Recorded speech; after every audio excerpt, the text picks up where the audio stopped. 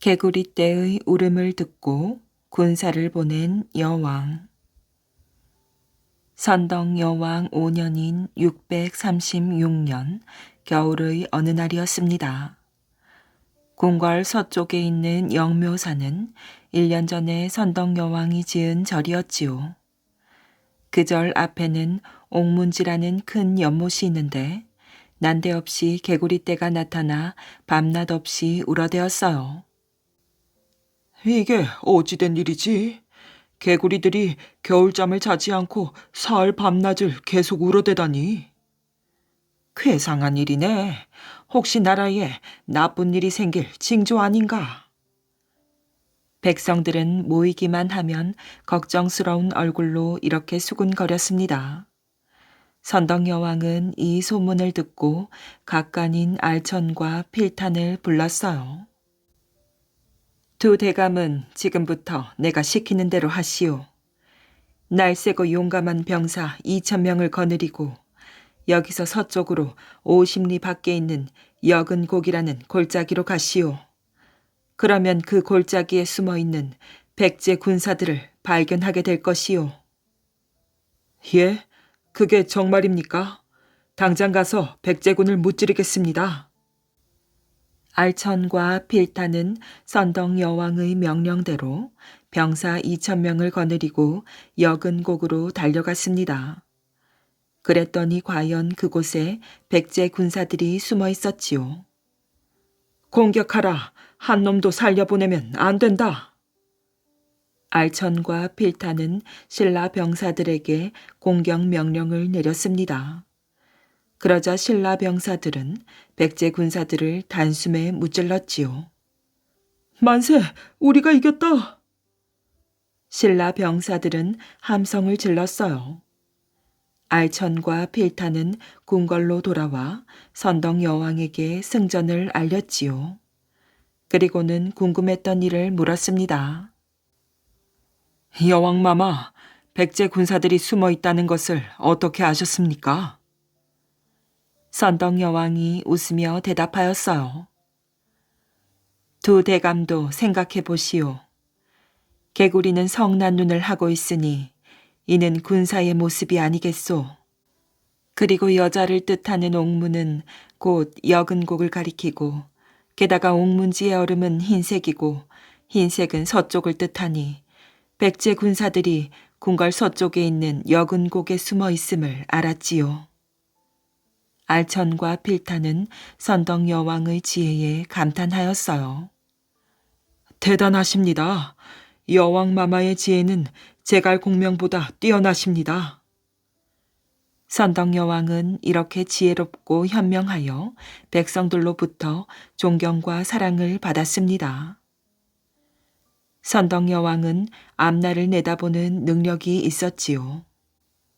어느 날 선덕 여왕은 신하들이 모인 자리에서 말하였어요. 나는 임금의 자리에 앉은 지 16년이 되는 해 정월 초 여드렛 날에 죽을 것이오. 내가 죽으면 도리천에 묻어주시오. 신하들은 어리둥절해하며 서로 얼굴을 바라보았습니다. 선덕 여왕이 죽을 병에 걸린 것도 아니었기 때문이지요. 한 신하가 물었어요. 도리천이 어디 있습니까? 낭산 남쪽에 있소. 과연 선덕 여왕의 예언은 그대로 이루어졌습니다. 선덕 여왕은 갑자기 병에 걸려 선덕 여왕 16년인 647년 정월 8일에 세상을 떠난 것이지요. 신하들은 선덕 여왕의 유언대로 낭산 남쪽에 선덕 여왕을 묻었어요. 그 뒤 10여 년이 흐른 문무왕 때에 문무왕은 선덕 여왕의 무덤 아래쪽에 사천왕사라는 절을 세웠답니다. 불경에 사천왕사 위에 도리천이 있다라고 했으니 선덕 여왕은 이미 10여 년 전에 문무왕이 낭산 남쪽에 사천왕사를 세울 줄을 미리 알고 있었던 것이었지요. 게다가 자신이 죽는 날도 알아맞혔으니 사람들은 선덕 여왕의 지혜에 혀를 내둘렀답니다. 선덕 여왕은 16년 동안 나라를 잘 다스렸어요. 이때 선덕 여왕이 김춘추, 김유신 같은 인재를 길러내고 어려움을 잘 이겨냈기에 뒷날 신라는 삼국을 통일할 수 있었답니다. 명나라 황제의 사위가 될 뻔한 양녕대군. 조선 태종 1년인 1401년 명나라 사신 황엄이 조선을 방문했을 때의 일이랍니다. 대신들은 태종에게 이렇게 건의하였어요. 황엄은 명나라 황제가 아끼는 내관입니다. 황엄에게 부탁하여 명나라 황제의 딸을 세자빈으로 맞이하는 것이 어떻겠습니까? 황엄이 명나라 황제를 설득하여 이 일이 이루어진다면 우리 조선의 경사입니다. 그거 참 좋은 생각이요. 명나라와 우리나라가 사돈지간이 된다면 두 나라의 관계가 더 좋아질 것이요. 태종은 명나라 사신 황엄에게 세자 양녕대군과 명나라 공주와의 혼담을 청하였습니다. 그러자 황엄은 반색을 하며 말하였지요. 좋습니다. 제가 명나라로 돌아가서 혼인을 추선해 보지요. 그러나 황엄은 명나라로 돌아가서 아무 연락이 없었습니다. 그리고 몇 차례 조선에 사신으로 들어와서도 어쩐 일인지 그 일에 대해서는 말 한마디 하지 않았지요. 태종은 황엄에게 혼사 문제를 꺼낸 것이 후회되었어요. 그래서 황엄에게 한마디 상의도 하지 않고 이조 판서를 지낸 김한로의 딸을 세자빈으로 맞이했습니다. 그 뒤 황엄이 다시 사신으로 조선을 방문하자 정이품 이현을 비롯한 조정 대신들이 세자와 명나라 공주와의 혼인을 추진하였지요. 세자가 혼인을 했는데도 황엄에게는 세자가 아직 혼인을 하지 않았다고 말해 명나라 공주와의 혼담을 청하기로 한 것이었습니다. 이 일은 양녕대군의 장인인 김한로에게 전해졌고 태종의 귀에까지 들어갔답니다. 태종은 크게 화를 내었어요. 혼인을 해도 말이 통하지 않을 텐데 부부가 서로 뜻이 맞겠느냐? 그리고 세자가 혼인했다는 것을 이번에 황엄에게 알렸다. 그런데 이를 번복하고 거짓말을 하란 말이냐? 태종은 명나라 공주와의 혼담을 추진한 대신들을 벌주려고 하였지요. 하지만 대신들이 나라를 위해서 그런 일을 추진했을 뿐 다른 뜻은 없었습니다라고 해명하였어요. 그래서 태종은 그 일을 더 이상 문제 삼지 않았답니다. 왕의 사위를 부르는 말. 왕의 사위를 부마도위라고 부르는데 이 칭호는 중국에서 처음 쓰기 시작하였어요. 그에 관해서는 다음과 같은 이야기가 전해 내려오고 있답니다.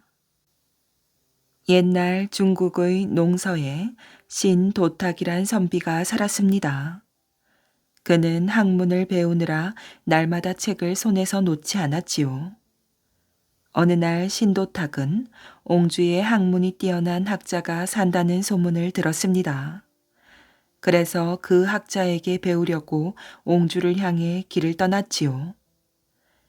신도탁은 벌판을 지나다가 저녁을 맞이하였어요. 주위를 둘러보니 큰 저택이 서 있어 그 집에서 하룻밤을 묵게 되었지요. 집주인은 젊은 여인이었습니다. 여인은 신도탁에게 저녁을 대접하고 이렇게 청하였어요. 저는 진나라 공주입니다. 민왕의 딸로 태어나 조나라로 시집갔다가 남편을 일찍 여의었지요. 그 뒤 23년 동안 혼자 살고 있답니다.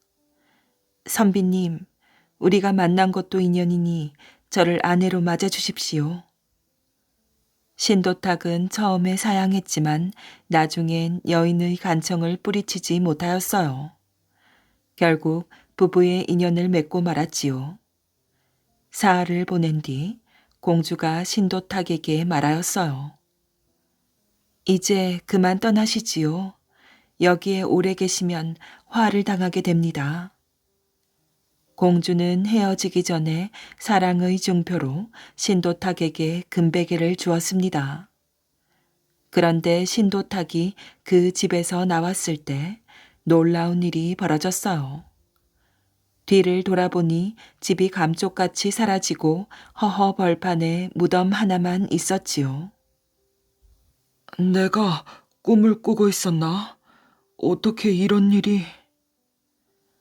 옹주에 도착한 신도탁은 며칠을 헤매다가 시장에 들렀습니다. 배가 너무 고파 금베개를 팔아 음식을 사 먹으려고 하였지요.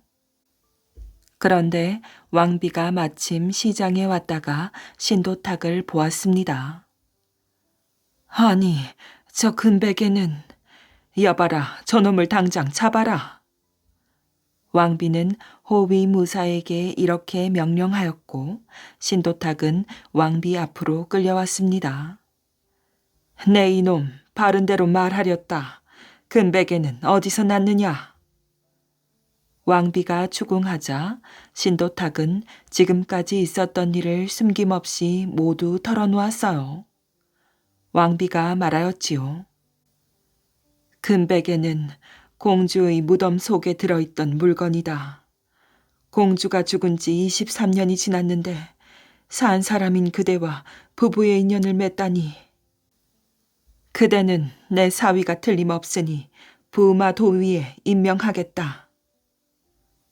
당시에 중국에서는 황제가 타는 수레인 부거를 끄는 말을 부마라고 불렀습니다. 부마 도위는 이 부마를 맡아보던 직책이었어요. 그런데 신도탁이 부마 도위가 되고부터 황제의 딸과 결혼한 사람만 부마 도위에 임명하였지요. 그래서 부마 도위는 왕의 사위를 부르는 말이 되었답니다. 무서운 곽지가 온다.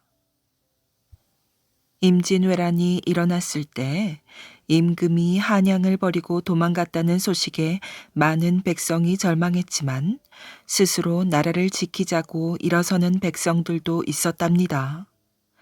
경상남도 의령의 곽재우는 모든 재산을 털어 의병을 모았어요. 그는 의병들과 함께 크고 작은 전투에서 왜군들을 물리치고 큰 공을 세웠답니다. 붉은 옷을 입은 자가 나타났다. 저자를 잡아야 한다. 곽재우는 언제나 붉은 옷을 입고 나타났어요. 왜군들은 곽재우를 잡으려고 붉은 옷을 입은 자들을 쫓았지요. 그러자 곽재우는 여러 부하에게 붉은 옷을 입히고 변장을 시켰답니다. 아니, 붉은 옷을 입은 자가 한 명이 아니잖아. 귀신이다. 사방에서 붉은 옷을 입은 사람들이 나타나자 혼이 싹 빠졌어요. 귀신이 나타났다며 꽁무니를 빼고 도망가기도 하였지요. 곽재우는 도망가는 척하며 일부러 커다란 상자를 떨어뜨리기도 했답니다. 왜군들은 귀한 물건이 든 줄 알고 상자를 열었어요. 그런데 그 속에서 벌떼가 우르르 나와 왜군들을 공격하였지요. 그 다음 싸움에서도 곽재우는 일부러 상자를 떨어뜨렸어요. 이 안에는 분명 벌이 들었겠지. 상자를 불 속에 던져라. 왜군들이 상자를 불 속에 던지자 엄청난 폭발이 일어났어요. 상자 속에 폭탄이 들어있었던 것이지요. 곽재우는 이처럼 뛰어난 전술로 왜군을 무찔렀어요. 한편 그의 활약이 널리 알려지면서 어른들은 우는 아기를 달랠 때 무서운 곽지가 온다라고 했다고 한답니다. 선비의 엉뚱한 대답. 더운 여름 나그네 한 명이 황토길을 걷고 있었어요. 산길을 걸을 때는 그나마 나무 그늘이 있어 더운 줄 몰랐는데 황토길로 접어들자 꽃들만 무성하고 나무 그늘이 없어 무척 더웠지요. 아이고, 시원한 술 한잔 했으면 좋겠구나. 나그네는 술 한 잔으로 목을 축이고 개울가에서 시원하게 물장구를 치고 싶다는 생각을 하였어요. 어찌하여 가도 가도 마을이 안 보이는가? 햇볕 쨍쨍한 길을 말동무도 없이 걷다 보니 사람들로 바글거리는 마을이 무척 그리웠어요. 더위 때문에 온몸에서 땀이 줄줄 흐르고 숨이 헉헉 막혔답니다. 그렇게 한참을 걷다 보니 마을이 보였어요. 술로 목을 축이고 맛있는 국밥을 먹고 시원하게 물장구를 쳐야겠구나. 나그네는 있는 힘을 다해 마을로 달려갔어요. 주막이 어딘가? 나그네는 주막을 찾아 이 골목 저 골목을 헤매었지요. 그러다 소를 타고 어슬렁어슬렁 어디론가 가고 있는 선비를 발견하였어요. 나그네는 선비에게 달려갔지요. 여보시오, 여보시오. 나그네가 애타게 부르는데도 선비는 뒤도 돌아보지 않고 계속 자기 갈 길만 갔답니다. 나그네는 힘들게 달려가 겨우겨우 선비가 탄 소의 꼬리를 붙잡을 수 있었어요. 여보시오, 내 말 안 들리시오? 날 불렀소. 난 누가 여보 여보 하고 안악을 부르는 줄 알았소이다. 예? 선비의 말에 나그네는 조금 황당하긴 했지만 그저 농담을 하는구나라고 생각하였어요. 여보시오, 이 동네 주가가 어디 있습니까? 주가라? 이 동네는 주가성을 가진 사람은 없소이다. 김가, 이가, 최가 등은 있지만 술집이 어디냐고 물어보면 될 것을 딴에는 선비에게 물어보는 것이라 문자를 써서 주가라고 했더니 선비는 엉뚱하게도 사람의 성씨로 대답을 하였어요. 이 사람이 정말 내 말을 못 알아듣고 이러나? 아니면 나를 놀려주려고 이러는 것인가? 나그네는 선비가 혹 자신을 얕잡아보고 놀리는 것 아닌가 하는 의심이 들었어요. 그것이 아니라 술집이 어디 있는지 묻는 것입니다. 술집이 어디 있습니까? 나그네는 다시 한번 물었어요. 숟가락 넣는 술집이라면 저기서 왼쪽으로 돌아 시장에 가서 찾아보시오. 선비는 이렇게 말하고 소의 고삐를 당겨 갈 길을 재촉하였지요. 아니, 저 양반이 나를 놀려도 한참 놀리고 있군. 나그네는 얼굴이 후끈후끈한 것이 화가 났어요. 그래서 이번에는 나그네가 선비를 놀려 주어야겠다고 생각하였지요. 여보시오, 잠깐 기다리시오. 나그네는 또 달려가 선비 앞을 가로막았어요. 왜 또 그러시오? 당신 쓴 것이 무엇이오? 나그네는 갓을 쓴 점잖은 선비가 나그네를 놀리는 것은 잘못된 것임을 일깨워 주기 위해 선비를 대표할 수 있는 의복 중 하나인 갓에 대해 물었답니다. 하지만 선비 하는 말이 쓴 것이라? 쓰다고 하면 쓴바귀가 있겠지요. 쓴바귀 얘기를 하니 봄나물이 생각나는구려. 아, 쓴바귀 무침 먹고 싶구나. 이러는 것이었어요. 나그네는 정말 어이없고 기가 막혔지요. 이것 보시오. 그것이 아니라 당신 대가리에 쓴 것 말이오. 나그네는 끝까지 자신을 놀려먹는 선비에게는 예의를 갖출 필요가 없다고 생각되어 대가리라고 말하였어요. 대가리가 쓴 것이라? 대가리가 쓴 것은 오이 대가리가 쓰지요. 오이 몸통은 시원하고 맛있지만 대가리는 쓰고 맛이 없지요. 그러고 보니 이렇게 더운 날에는 오이 하나 베어 먹으면 그만인데. 아, 오이 생각나는구나.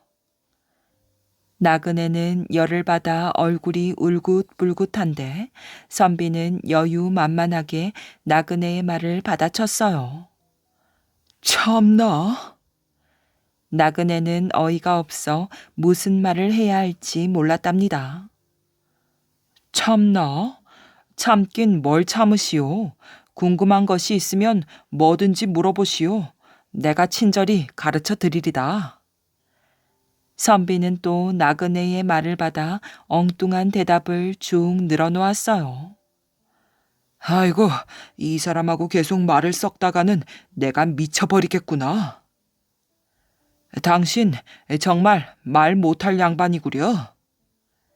나그네는 이러면서 돌아가려는데 선비가 마지막으로 한다는 말이 오호, 잘도 아시는구려.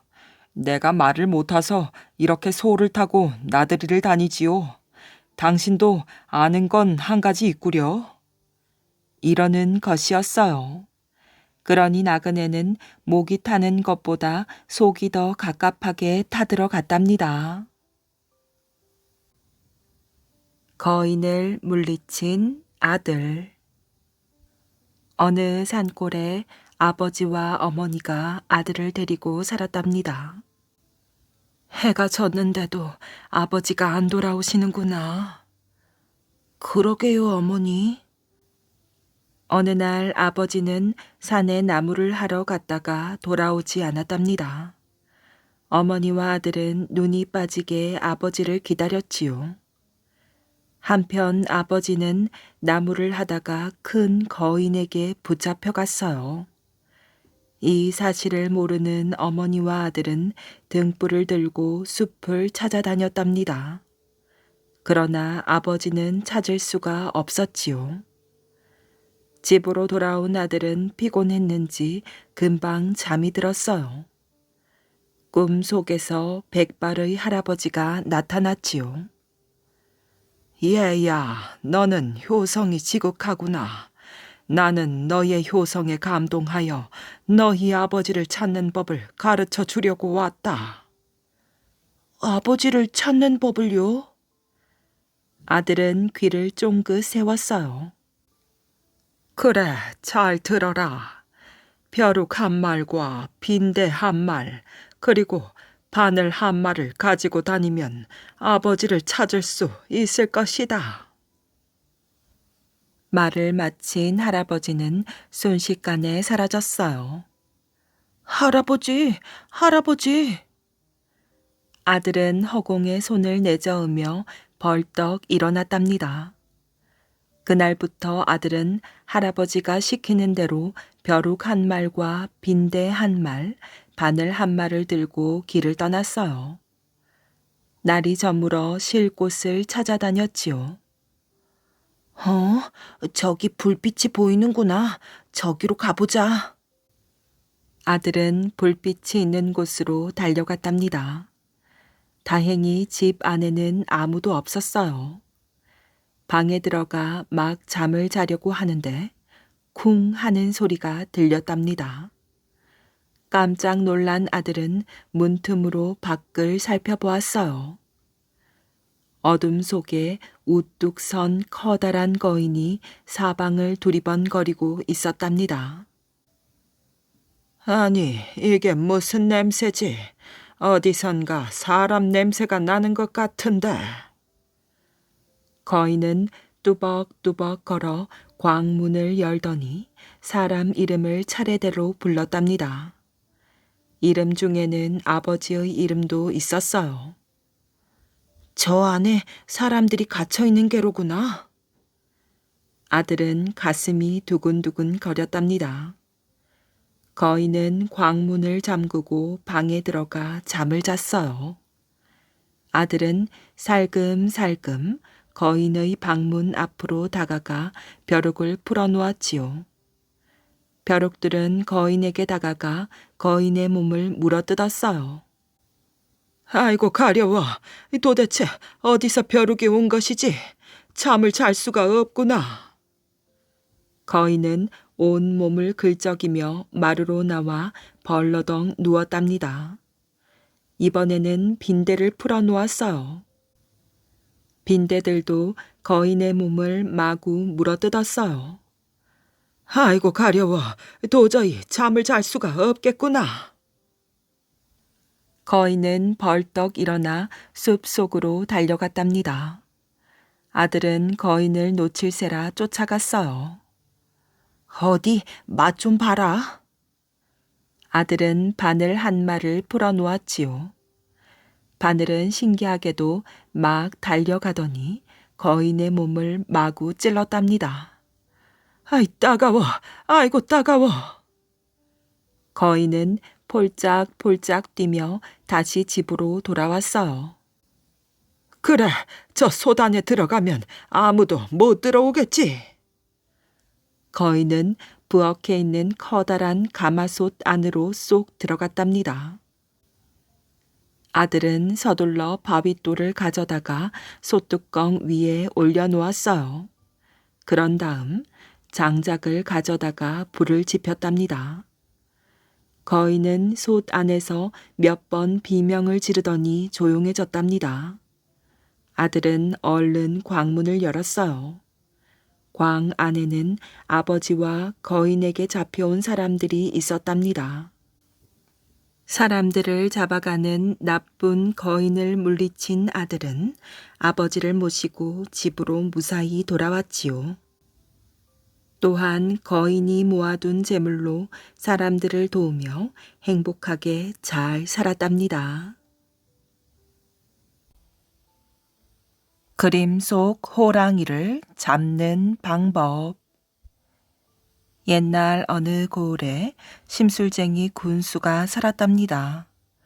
군수는 새로운 곳에 부임할 때마다 마을 사람들을 불러 잔치를 하였지요.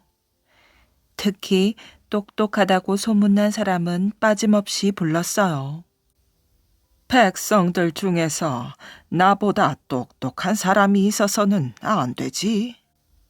여보, 똑똑해봤자 당신보다 더 많이 배운 것도 아닌데 뭘 그러세요?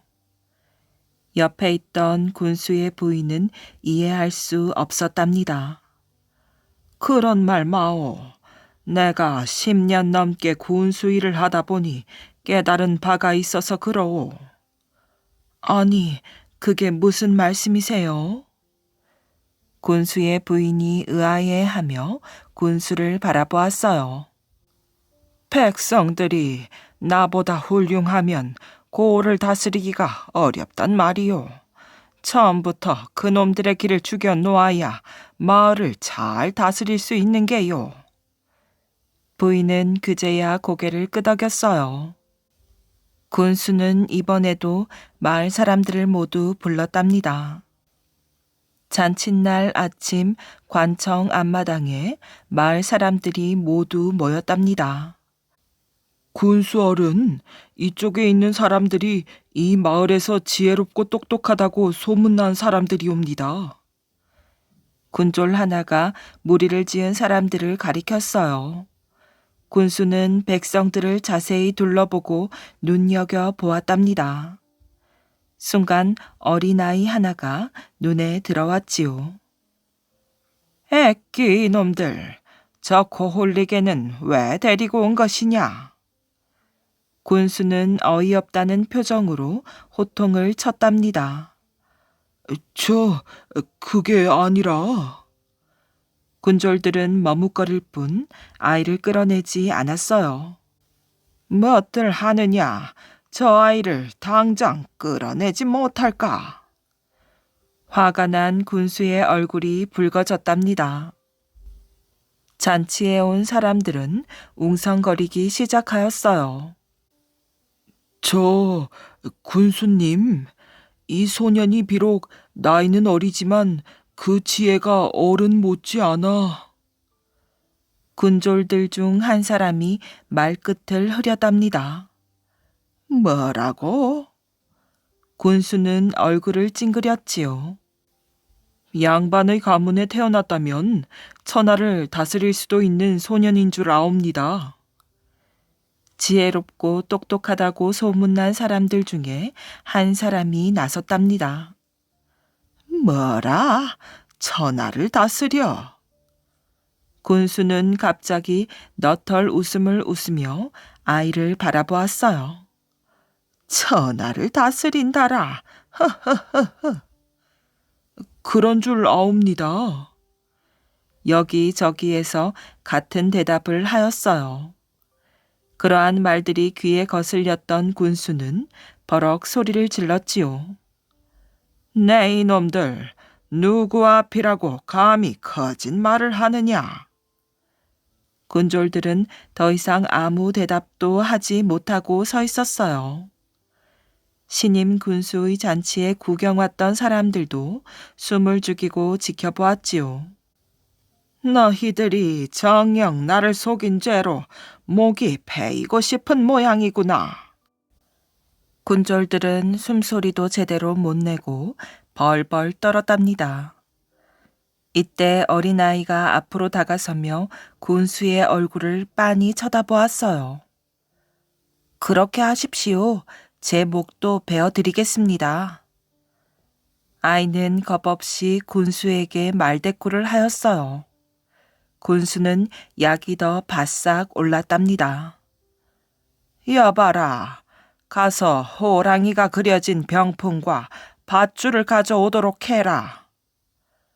군졸들은 서둘러 병풍과 밧줄을 가져왔어요. 자, 이걸 가지고 저 병풍 속에 있는 호랑이를 잡아오도록 해라. 군수는 아이에게 밧줄을 던져 주었답니다. 네, 분부대로 하겠습니다. 아이는 밧줄을 가지고 대문 밖으로 뛰어나갔어요. 잠시 후 대문 앞에 떡하니 버티고 서서 군수를 바라보았지요. 군수님, 제가 이 대문 밖에서 지키고 있을 터이니 군수님이 몽둥이로 호랑이 엉덩이를 쳐서 대문 밖으로 몰아주십시오. 그러면 제가 이 밧줄로 목을 메어 끌고 가겠습니다. 아이는 밧줄을 돌리며 큰 소리로 말하였어요. 뭐라고? 이놈아, 몽둥이로 호랑이 엉덩이를 치라니. 어찌 그림 속의 호랑이 엉덩이를 친단 말이더냐. 저 호랑이가 뛰어갈 수 있단 말이더냐. 군수는 어이가 없자 호통을 쳤어요. 소녀는 밧줄을 내려놓으며 깔깔대고 웃기 시작하였지요. 아니, 이놈이 정신이 나갔나? 왜 그렇게 웃는 것이야? 아무리 때려도 그림 속의 호랑이가 뛰어나올 수 없다면서 어찌 밧줄로 메어올 수 있겠습니까? 못할 것을 하라고 하시니 그 일을 시키는 사람이야말로 정신이 나간 게 아닙니까? 소년의 말을 듣고 있던 군졸들과 사람들은 군수의 눈빛을 피해 킥킥거리며 웃기 시작하였어요. 군수는 더 이상 아무 말도 하지 못하고 방으로 들어가 버렸답니다. 스승에게 속아 장석을 놓은 사람. 고구려의 국력이 나날이 강성해지고 국토가 넓어짐에 따라 나라에서는 천문지리에 밝은 사람이 필요하게 되었답니다. 그래서 허준이라는 사람을 당나라로 보내어 천문지리를 배워오게 하였지요. 당나라에 도착한 허준은 천문지리에 통달한 학자인 일행의 문화에서 연구를 하게 되었으며 침식을 있다시피 하고 열심히 천문지리를 배웠답니다. 그 결과 10년이 지나자 천문지리에 대한 실력이 몰라보게 높아져 스승인 일행과 어깨를 겨룰 정도가 되었답니다.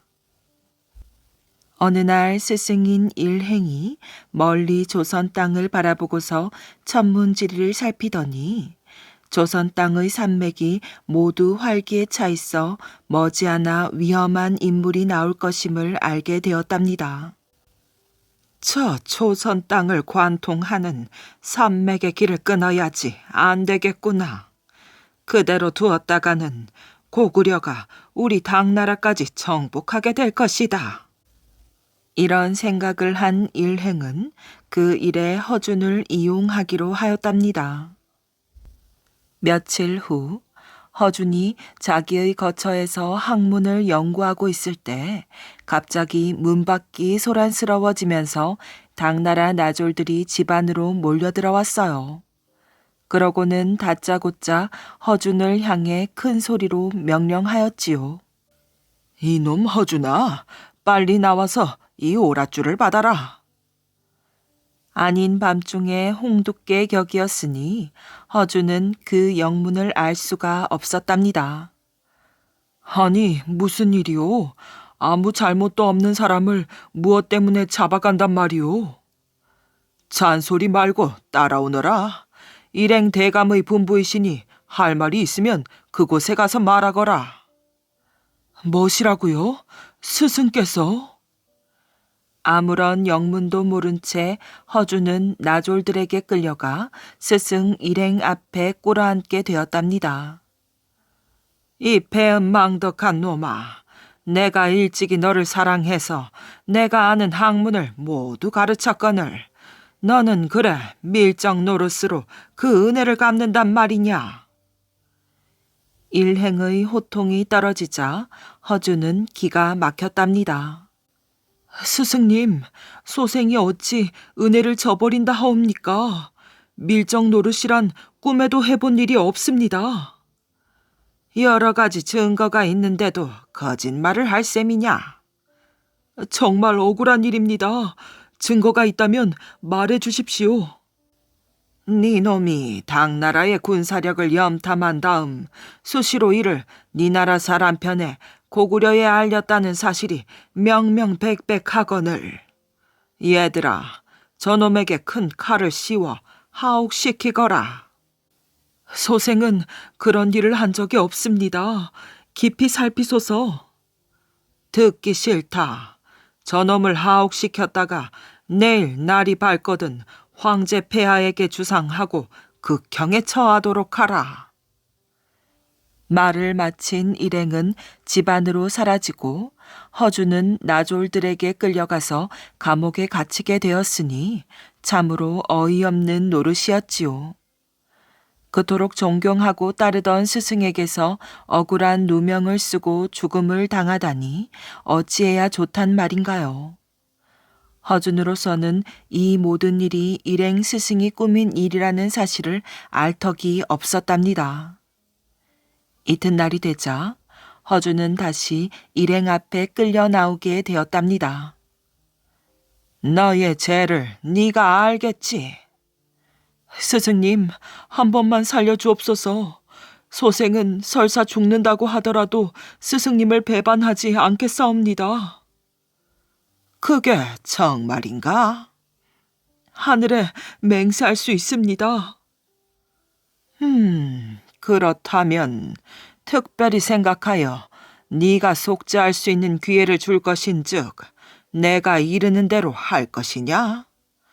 무슨 분부든지 따르겠습니다. 만일에 내가 이르는 말을 착오 없이 완수한다면 황제 폐하께 주상하여 너를 이 나라의 대관으로 추천하겠다. 그러면서 일행은 허준에게 다음과 같은 일을 하라고 명령했으니 그것은 즉 지금 당장 고구려로 돌아가서 조선의 각 산맥에 장석을 놓으라는 것이었어요.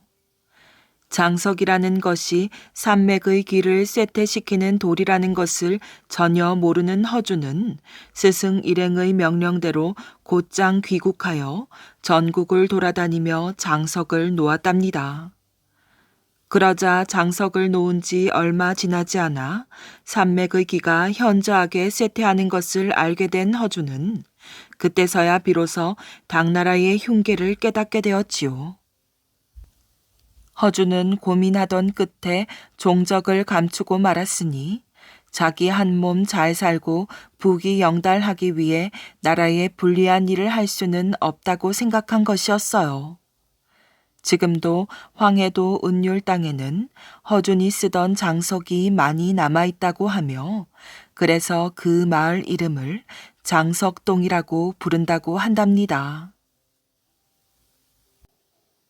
할아버지의 원한을 갚은 태자 담덕. 백성들은 듣거라. 담덕 왕자를 오늘부터 태자로 삼겠노라. 고국양왕 3년인 386년 고국양왕은 궁전 마당에 백성들을 모아놓고 이렇게 선포했답니다.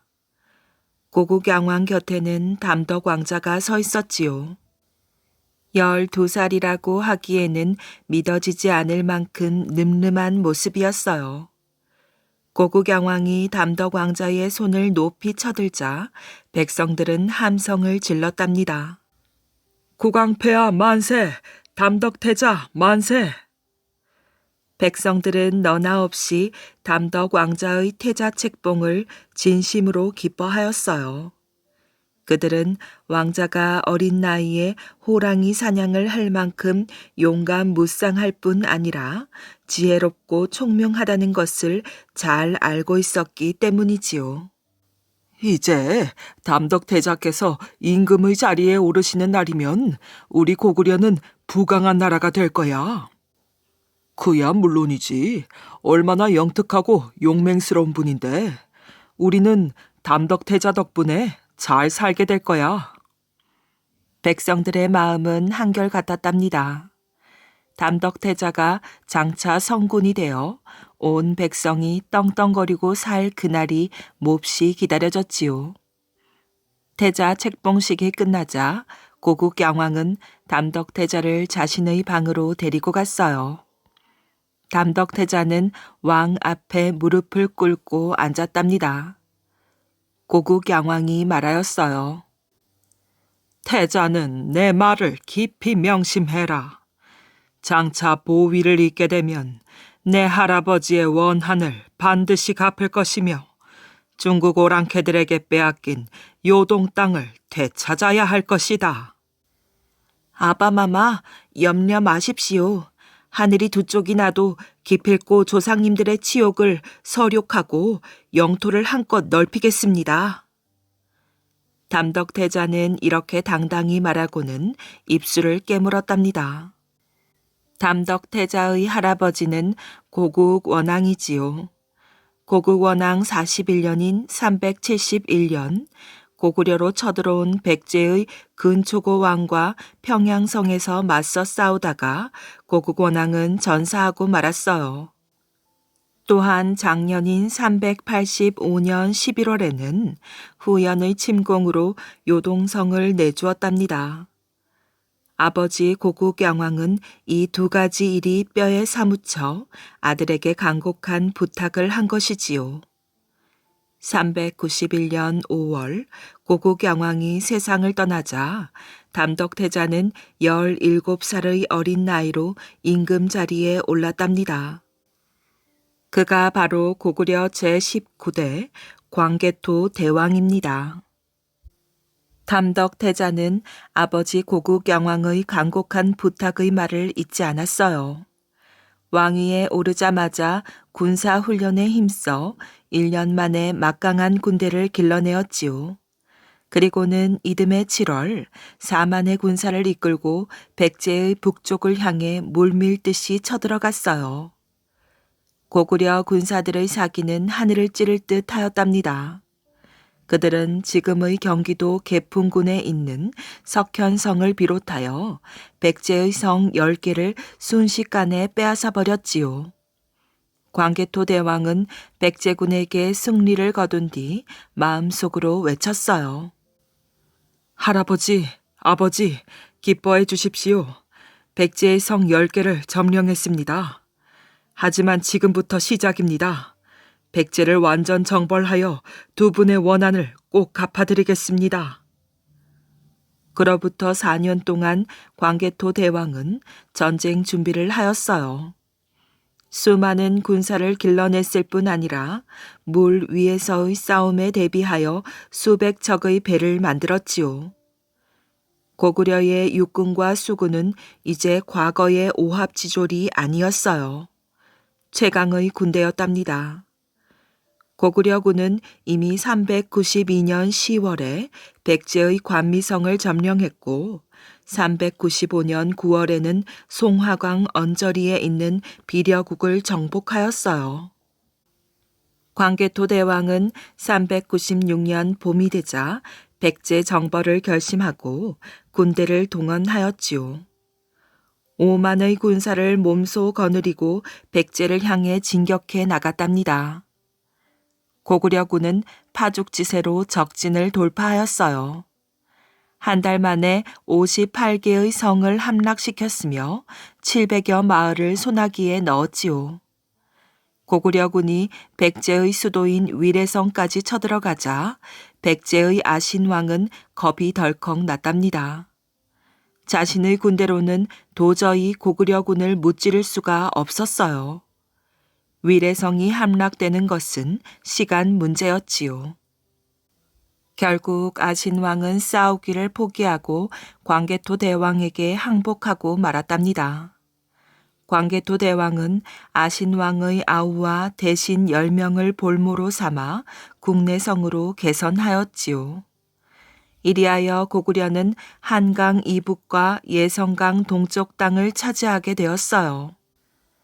백제를 정벌하여 조상들의 맺힌 원한을 푼 광개토 대왕은 400년 신라의 내무랑으로부터 뜻밖의 요청을 받았답니다.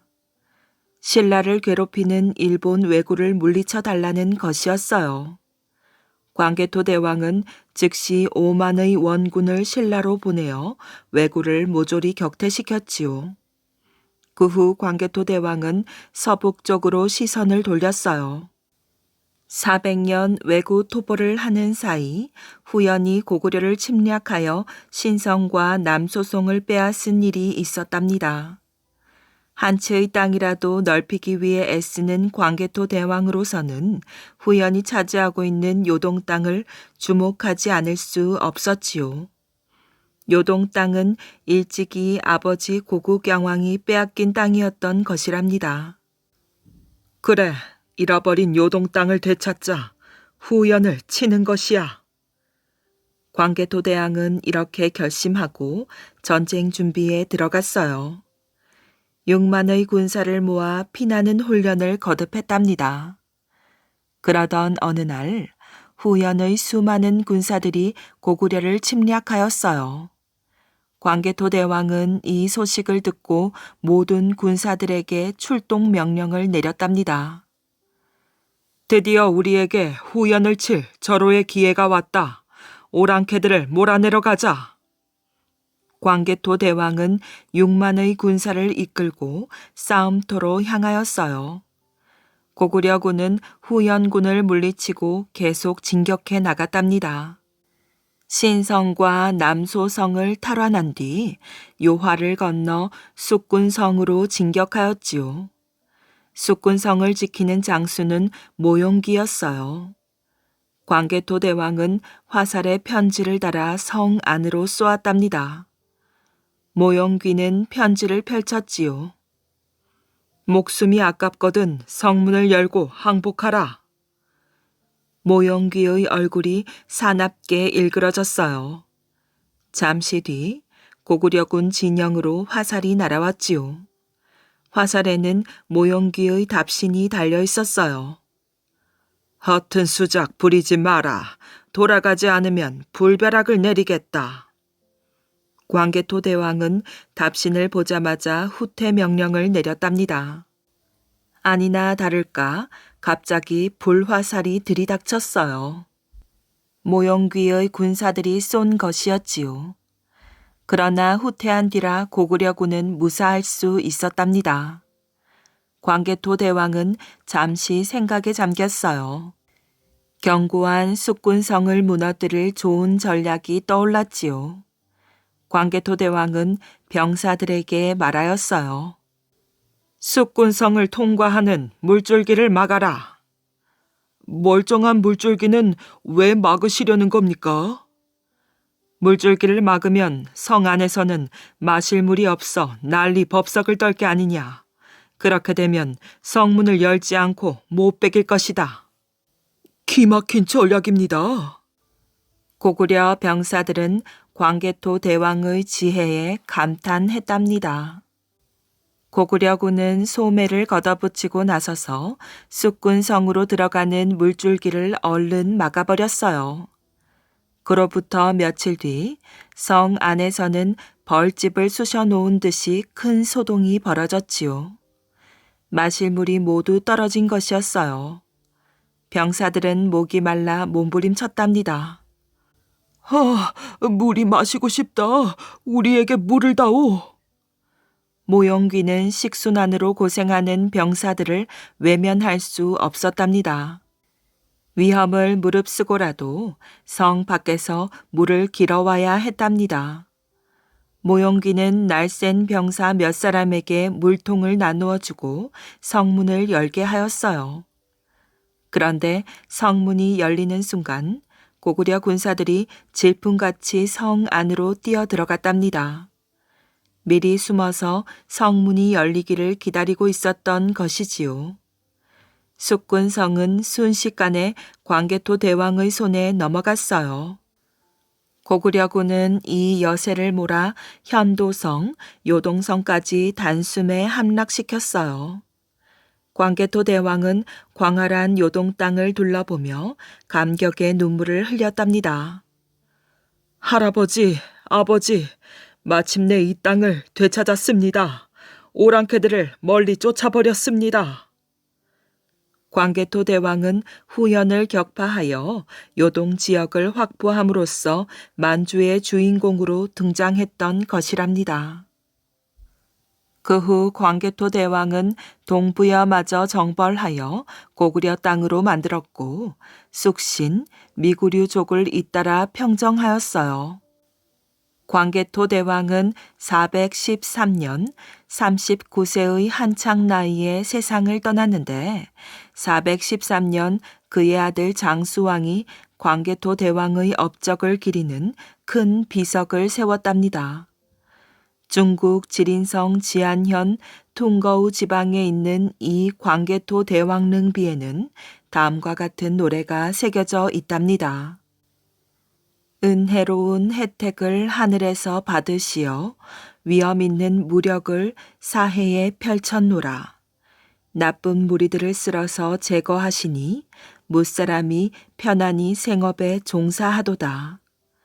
나라가 부유해지고 백성이 잘 살아 온갖 곡식이 풍성하게 익었도다. 가난한 선비와 벼이삭. 옛날 옛적 아주 가난한 선비가 살았답니다. 얼마나 가난했는고 하니 아궁이엔 풀이 나고 굴뚝엔 거미줄을 칠 지경이에요. 양식이 없으니 밥할 일이 없고 밥할 일이 없으니 아궁이에 불 뗄 일이 있어야지요. 불 뗄 일이 없으니 굴뚝엔 연기 날 일이 없었답니다. 식구들은 모두 쫄쫄 굶는 게 일이었어요. 늙으신 홀어머니도 굶고 아내도 굶고 아들도 굶고 딸도 굶었지요. 그렇게 굶다 못해 하루는 아내가 성화를 내었어요. 여보, 이러다 우리 식구 다 굶어 죽겠어요. 젊은 우리 내외 굶는 건 셋째치고 어린 아들 딸 굶는 건 둘째치고 늙으신 어머니 굶는 건 차마 못 보겠어요. 오늘 밤엔 들에 나가 남의 눈에 서 있는 벼 이삭이라도 두어 송이 잘 나오세요. 때마침 가을이라 들에는 벼가 서 있었거든요. 벼가 누렇게 익어 곧 거둘 때가 다 되었단 말이지요. 선비네는 가난해서 돈이고 바치고 있을 턱이 없으니 남의 논에 서 있는 벼 이삭이라도 좀 잘 나오라는 것이었어요. 그걸로 죽을 써서 허기라도 면해 보자고 말이지요. 나는 그렇게라도 해서 사람이 살아야지 별 수가 있겠어요. 그래서 그날 밤에 선비가 낫을 한 자루 들고 들에 나갔답니다. 나가서 들판을 살펴보고는 벼가 아주 실하게 익어서 고개가 축 처진 데를 찾았어요. 그러고는 논 한가운데에 턱 들어갔지요. 낫으로 벼 이삭을 자르는가 했더니 느닷없이 하늘을 보고 하소연을 하였답니다. 하느님, 제 말 좀 들어보십시오. 우리 집에 5 식구가 사는데 며칠째 밥 한 술 못 먹고 온 식구가 쫄쫄 굶고 있습니다. 젊은 우리 내외 굶는 건 셋째 치고 어린 아들, 딸 굶는 건 둘째 치고 늙으신 어머니 굶는 것은 차마 볼 수가 없습니다. 그래서 남의 논에 익은 벼 이삭이나 두어 송이 잘라가려고 왔습니다. 이렇게 하소연을 하고 나서 이제는 낫으로 벼 이삭을 자르려나 했더니 또 하늘에다 대고 물어보는 거예요. 그러니 이 벼 이삭을 잘라 갈까요, 말까요? 그래 놓고 나서 저 혼자 한숨을 한번 쉬더니 목소리를 싹 바꾸어서는 크게 호령을 하는 거예요. 네 이놈, 안 되느니라. 남이 애써서 가꾼 곡식을 한 송이들 축내어서 되겠느냐? 혼자서 묻고 대답하고 다 하는 거지요. 자기가 묻고 자기가 대답하고 그러고 나서는 도로 논에서 나와 빈손으로 털레털레 집에 돌아갔어요. 하도 답답하여 남의 논에 오긴 하였지만 차마 벼 이삭을 자르지는 못하고 그냥 돌아가는 거지요. 이튿날 밤에도 선비가 낫을 들고 들에 나왔어요. 식구들 굶는 걸 보다 못해 남의 논에 벼 이삭이라도 잘라갈까 하고 나왔지요. 그런데 또 덥석 자르지 못하고 혼자 소리만 하였답니다. 하느님, 오늘도 벼 이삭 자르러 나왔습니다. 잘라 갈까요, 말까요?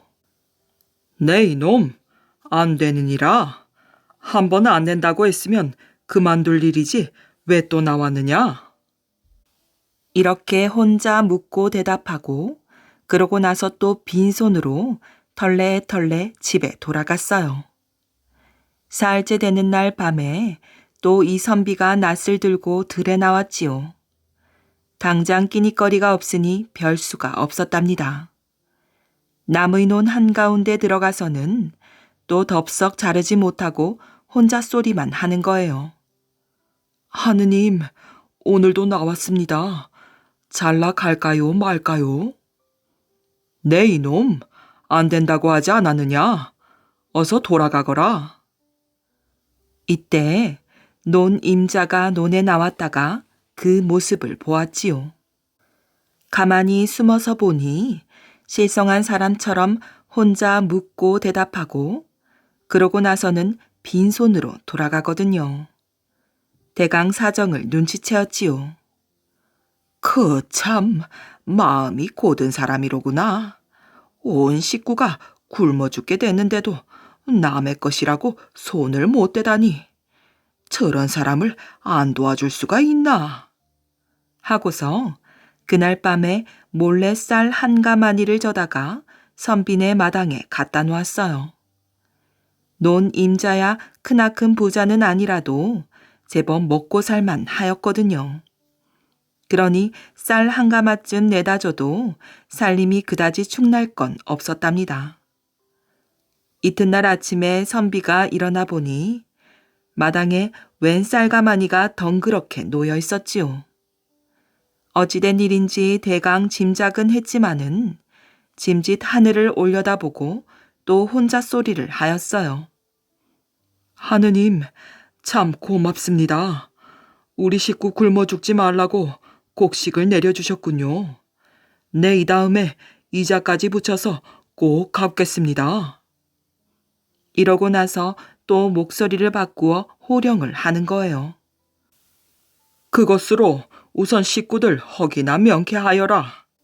그리고 다음부터는 선비네 뭐네 하면서 방에 죽치고 앉아 글만 읽을 게 아니라 일을 해야 하느니라. 굳은 일 험한 일 가리지 말고 부지런히 일해서 식구들 굶기지 말렸다. 또 목소리를 바꾸어 대답을 하지요. 여부가 있겠습니까? 그 쌀로 밥을 해서 온 식구가 배불리 먹고 그 다음부터는 정말로 굳은 일 험한 일 안 가리고 부지런히 일을 했어요. 남의 땅 빌려 농사도 짓고 미천 장만하여 장사도 하고 그래서 이듬해에는 쌀 한 가마니에 이자까지 붙여 2가마니를 논 임자네 집에 갖다 주었지요. 아무렴 밤에 몰래 그 집 마당에 갖다 놓았어요.